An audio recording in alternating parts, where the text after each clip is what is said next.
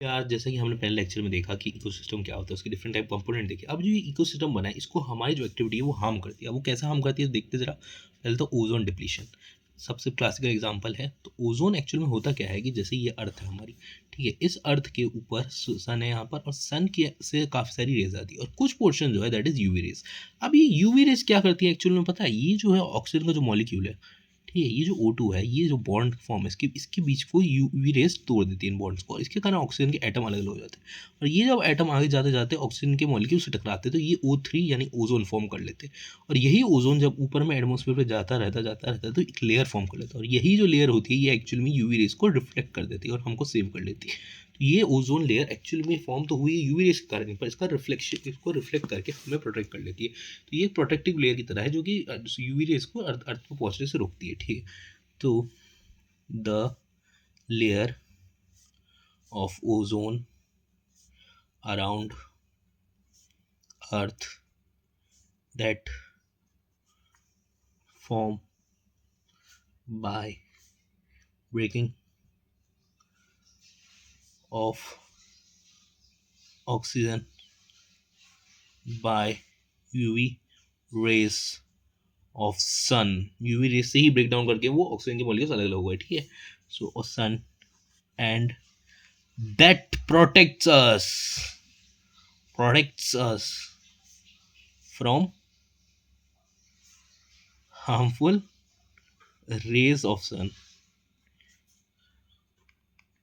UV rays. Basically जो sun सूरज से रोशनी जो सूरज से रोशनी आती है उसका काफ़ी पोर्शन अलग डिफरेंट टाइम कंपोजिशन से बिलोंग कर रही है, इसकी कंपोजिशन से बिलोंग करता है। उसमें से एक रेज होती है डेट इज यूवी रेस। अब यूवी रेस क्या करेगी, जो अर्थ की तरफ आएगी तो ऑक्सीजन के मॉलिक्यूल को ब्रेक डाउन कर देगी और वो दो डिफरेंट एटम में हो जाएगा, और वो एटम आगे चली जब ऑक्सीजन के मॉलिक्यूल से टकराएगा तो O3 फॉर्म होगा, डेट इज द ओजोन। अच्छा, ये मैं बार बार इसलिए बता रहा हूँ क्योंकि यही मेन टॉपिक है, यही जो मेन रिएक्शन है आमतौर पर यही इन्हीं से क्वेश्चन आसपास में आता है। ये बाकी सब उतना मेन नहीं है, कुछ कुछ चीज़ें जो टर्मिनोलॉजी से वो है, और एक मेन इसकी जो रिएक्शन है वो देख लें, ठीक है। उसके बाद हमारे कि ओजोन डिप्लीशन क्या होता है। केमिकल्स का पहले हमें कुछ पता करना पड़ेगा, जैसे केमिकल्स में क्लोरो फ्लोरो कार्बन, या तो फिर कार्बन टेट्रा क्लोराइड। अब ये जो क्लोरोफ्लोरोकार्बन है, ये जो कार्बन टेट्राफ्लोराइड है, ये एक्चुअल में वो केमिकल्स होते हैं जो कि जैसे क्लोरोफ्लोरोकार्बन है ये रेफ्रिजरेटर के अंदर यूज़ किया जाता है। जो कार्बन टेट्राफ्लोराइड है ये आमतौर पे एक तरह से आपका क्लींजिंग एजेंट होता है, आमतौर पे इंडस्ट्रीज़ के अंदर यूज़ किया जाता है। ये जो होते हैं ये केमिकल हार्मफुल केमिकल्स ऊपर वाली लेयर पे जाते हैं ऑक्सीजन की, और यहाँ पर जा करके इस लेयर की थिनिंग करते हैं। थिनिंग मतलब जैसे कि ये पूरा एक लेयर है ओज़ोन का, अभी धीरे-धीरे करके कम होता जा रहा है, कम होता जा रहा है, कम होता जा रहा है, कम होता जा रहा है, कम होता जा रहा है, कम होता जा रहा है, क्योंकि वो हार्म करते हैं उनको, और ऑब्वियसली रिप्लेशन होते नहीं देते क्योंकि सारे हार्मफुल केमिकल ऊपर चले गए। तो ये धीरे-धीरे करते-करते देखो कम हो रहा है, और फिर ये एक टाइम बाद ये देखो यहाँ पे कुछ है ही नहीं। तो एक टाइम पे यहाँ पे देखोगे तो गैप है एक तरीके का, और यहाँ पे ये लेयर हट गई। तो यही जो थिनिंग ऑफ लेयर है, the thinning of layer by harmful chemicals like chloro fluorocarbon is called ozone depletion। Basically जो ओजोन की लेयर की थिकनिंग है, एक्चुअली में होता क्या है, ओजोन लेयर में आमतौर पर एकदम से होल नहीं बनाता, धीरे धीरे करके लेयर को, क्योंकि वो जो है वहाँ पे जो केमिकल्स है उनको पहले तो लेयर्स को डिस्ट्रॉय करेगी और कम करेगी, और ऊपर से जो ऑक्सीजन फॉर्म करेगी उनको भी जाने से ऊपर में रोक देगी। तो इसके कारण क्या होगा, जो ये केमिकल धीरे धीरे करके यहाँ पे लेयर तो ब्रेक हो रही है, ऊपर से ये रिप्लेनिश नहीं करनी चाहिए, धीरे धीरे करके ये लेयर पतली होती रहेगी, और एक टर्म बाद वहाँ पर कुछ होगा ही नहीं, ऑलमोस्ट ना के बदल होगी। तो इससे हम लोग बेसिकली ओजोन डिप्लीशन कहते हैं। अब ये जो ओजोन डिप्लीशन है इसको सेव करने के लिए काफ़ी सारे प्रोग्राम्स लाएगा, जैसे कि यूनाइटेड नेशन एनवायरमेंटल प्रोग्राम, ये जो है that make a ban on chlorofluorocarbon. Chlorofluorocarbon के ऊपर इन्होंने एक बैन लगाया, क्लोरोफ्लोरोकार्बन की कार्बन के ऊपर बैन लगा दिया कि इसका यूज़ नहीं किया जाएगा, क्योंकि यह जो हम सूरज से जो हार्मफुल रेस जो आती है उसको सेव करने वाली ओजोन लेयर को डिप्लीट करता है। इसलिए यूनाइटेड नेशंस इन्वायरमेंटल प्रोग्राम ने इसके ऊपर बैन लगाने की बात की, ऑल ओवर वर्ल्ड में बैन लगा दिया। और एट द सेम टाइम अगर आप देखो, हाँ कुछ कुछ जगह में अभी भी यूज़ होता है, पर majority of the all over world अब चेंजेस हो चुके हैं। एक्चुअली में होता क्या है ना कि जैसे मान लो कि पुराने जो रेफ्रिजरेटर वगैरह से या पुराने जो इक्विपमेंट्स है, इनके अंदर तो आपने अभी तक डिवाइसेस को कहीं ना कहीं चेंज नहीं किया, तो लोग बस पड़े रहते, तो वो लोग अभी भी यूज़ कर रहे हैं, तो उनको हमें चेंज करना चाहिए। हम लोग अपनी तरफ से कौन से स्टेप्स अपना सकते हैं? Steps to stop stop stop ozone depletion. पहली बात तो प्लांट मोर ट्री। अभी ज़्यादा से ज़्यादा पेड़ लगाने का क्या मतलब है? देखो, अगर हम लोग ज़्यादा से ज़्यादा पेड़ लगाएंगे तो उससे ऑब्वियसली ऑक्सीजन फॉर्म होगा, और वो ऑक्सीजन ही तो ऊपर जाएगा जो कि यूवी रेस से ब्रेक डाउन होकर के आपका वापस से ओजोन लेयर फॉर्म करेगा। तो ये लॉन्ग टर्म में हमारे अर्थ को सेव करने के लिए कहीं ना कहीं हेल्पफुल रहेगा। दूसरा,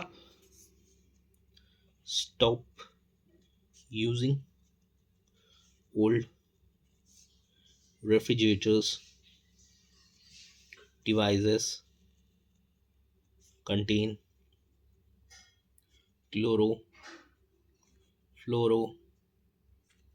पुराने जितनी भी डिवाइसेस के अंदर जो रेफ्रिजरेटर्स है या फिर जितने भी डिवाइस जिनके अंदर क्लोरोफ्लोरोकार्बन का यूज़ किया जाता है, उन्हें जल्द से जल्द या तो फिर रिप्लेस कर देना चाहिए, या तो यूज़ करना स्टॉप कर देना चाहिए, और गेट रिप्लेस्ड कर देना चाहिए। दूसरा, रिप्लेस, ठीक है। उसके अलावा stop using other chemicals that harm ozone. Actually में यहाँ पर अगर आप देखोगे तो जैसे मैंने आपको बताया कि यहाँ पर कार्बन टेट्राक्लोराइड है। अब कार्बन टेट्राक्लोराइड अगेन ये भी हमारे जो एक तरह से कह सकते हो आपका क्लींजिंग एजेंट के अंदर, इंडस्ट्रीज के अंदर यूज़ किया जा रहा है। तो ये जो कार्बन टेट्राक्लोराइड सिर्फ एक ये नहीं कि क्लोरोफ्लोरोकार्बन हो गया और सिर्फ कार्बन टेट्राक्लोराइड है, नहीं, इसके अलावा भी कई सारे ऐसे केमिकल्स जो कि हम डे टू डे लाइफ में यूज़ करते हैं या फिर इंडस्ट्रीज में यूज़ होता है, और ये इतने हार्मफुल होते हैं कि हमारे ओजोन को डिप्लीट करते हैं। तो इनका भी यूज़ कहीं ना कहीं स्टॉप कर देना चाहिए। तो हम लोगों ने अब इस लेक्चर के अंदर हमने बेसिकली यहाँ पे मेन चीज़ें जो देखी है, दैट इज़ कि ओजोन डिप्लीशन क्या होता है। बेसिकली ओजोन लेयर को थिनिंग को हो जाती है कि जो हार्मफुल केमिकल्स होते हैं ऊपर जाते हैं और ओजोन लेयर को डैमेज करते हैं। एट द सेम टाइम वो आगे चल के वापस रिप्लेनिश करने को रोकते हैं। तो धीरे धीरे करके जो ऊपर वाली लेयर है वो इतनी थिन हो जाती है कि वहाँ पर कुछ रहती है। तो इसको बेसिकली ओजोन डिप्लीकेशन कहते हैं। और ये जो थिनिंग हो रही है किसकी हो रही है? ओजोन लेयर की। ओजोन लेयर क्या है? जो यूवी रेज आएगी सूरज से, उससे जो ऑक्सीजन का मॉलिक्यूल ब्रेक डाउन होगा, तो एक ऑक्सीजन का आइटम आगे जाएगा जो कि ऑक्सीजन के मॉलिक्यूल के साथ कोलैबोरेट करके O3 ऑक्सीजन ओजोन बना लेगा, जो कि एक प्रोटेक्टिव लेयर की तरह काम करेगा हमारे अर्थ को सेव करने के लिए। अच्छा, क्या क्या मेजर लेगा? यूनाइटेड नेशंस इन्वायरमेंटल प्रोग्राम ने इसके ऊपर बैन लगाया। दूसरी बात कि हम क्या कर सकते हैं अपनी तरफ से? पहली बात तो ज़्यादा ज़्यादा पेड़ लगाओ, क्योंकि ज़्यादा ज़्यादा पेड़ होंगे तभी ऑक्सीजन ऊपर जाएगा और तभी ब्रेक डाउन होगी, तो एक लॉन्ग टर्म के अंदर हमारा कहीं ना कहीं इन्वायरमेंट सेव होगा। दूसरी बात कि stop using old refrigerator devices contain chlorofluorocarbon, और उसको रिप्लेस करवा दो, या फिर अदर केमिकल जो हम डेली लाइफ में जैसे कि कार्बन टेट्राक्लोराइड वगैरह इंडस्ट्रीज के अंदर होते हैं, क्लीनिंग एजेंट यूज़ करते हैं, डिफरेंट टाइप ऑफ केमिकल्स है जो हम लोग डेली लाइफ के अंदर यूज़ करते हैं, उनको आप जल्द से जल्द यूज़ कम कर दीजिए, तो फिर हम उसके सेफ ऑल्टरनेटिव पे मूव कर सकते हैं। Move to safe alternative. तो बेसिकली इस वीडियो में बस इतना ही। तो हमने इस यहाँ पे पढ़ा है ओजोन लेयर को डिटेल के अंदर, बहुत शॉर्ट में ही, ज़्यादा वीडियो लंबी वीडियो नहीं है। और हम लोग अब नेक्स्ट लेक्चर में हम लोग जो बायोडिग्रेडेबल, नॉन बायोडिग्रेडेबल वेस्ट और इन्वायरमेंटल रिलेटेड प्रोग्राम्स के बारे में देखेंगे। तब तक के लिए थैंक यू, बाय।